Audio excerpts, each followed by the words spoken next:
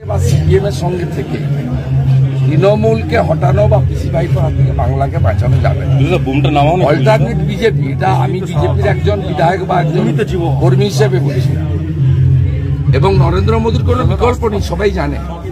আর কৌস্তব একটা ট্রু রাষ্ট্রবাদী ছেলে, দেশপ্রেম তার মধ্যে কাজ করছে।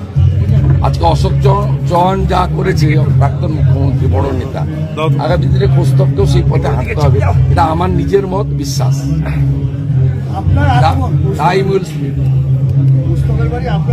অসুবিধা কি আছে? এই সংস্কৃতি তো থাকা ভালো। সিপিএম তুলে দিয়েছিল খানিকটা, তৃণমূল তো আরো প্রাচীর তুলে দিয়েছে। ফোন ট্যাপ হয়, সব নেতৃত্বের ফোন ট্যাপ হয়।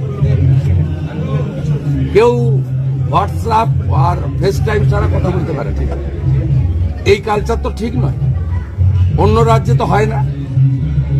অন্য রাজ্যে ব্যক্তিগত অনুষ্ঠান, ধর্মীয় অনুষ্ঠান, পারিবারিক অনুষ্ঠান, সামাজিক অনুষ্ঠান, সেখানে কে কোন রাজনীতি করে দেখা হয় না, এখানে দেখা হয়। সিপিএম এর খেলার জটিতে মমতা ব্যানার্জি পা গলিয়েছিলেন। সিপিএম যা শুরু করেছিলেন, মমতা ব্যানার্জি সেই বৃত্তকে সম্পূর্ণ করেছিলেন। এই কালচার ধ্বংস হওয়া উচিত।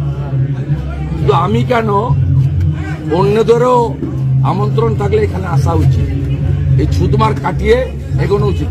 আর ও তো সিম্বল অফ, মানে এগেনস্ট যে পরিবারতন্ত্র চলছে পশ্চিমবাংলায়, সর্বস্তরে দুর্নীতি চলছে, তার বিরুদ্ধে যে যে কণ্ঠস্বরগুলো মানুষের কাছে পরিচিত, তার মধ্যে কৌস্তব বাগচি একজন। অতএব লক্ষ্য আমাদের এক। লক্ষ্য যদি এক হয়, আমরা একসঙ্গে পুজোতে কেন, রাজনৈতিক মঞ্চেও হয়তো একদিন একসঙ্গে থাকবে।